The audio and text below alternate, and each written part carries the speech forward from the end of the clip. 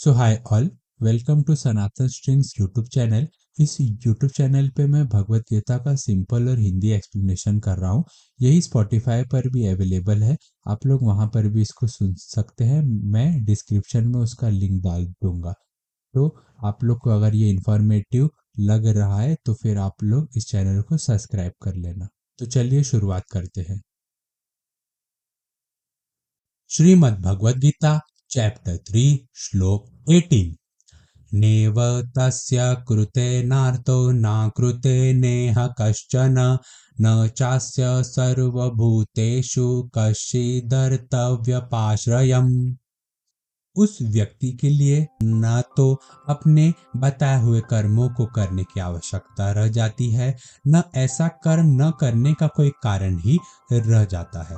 उस व्यक्ति के लिए अन्य किसी जीव पर डिपेंडेंट रहने की भी आवश्यकता नहीं रह जाती।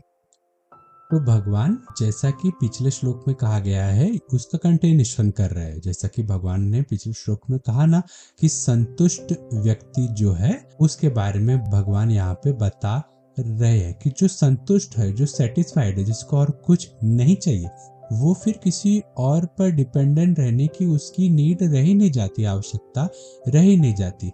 जैसे कोई और अगर मुझसे अच्छा बिहेवियर करे तब मैं खुश हूँ, ऐसा जो लोग भाव रखते हैं, फीलिंग रखते हैं, तो जो सेटिस्फाई इंसान है उसके मन में ये सब फीलिंग नहीं रहती। वो अपनी खुशी के लिए किसी और पर डिपेंडेंट नहीं रहता।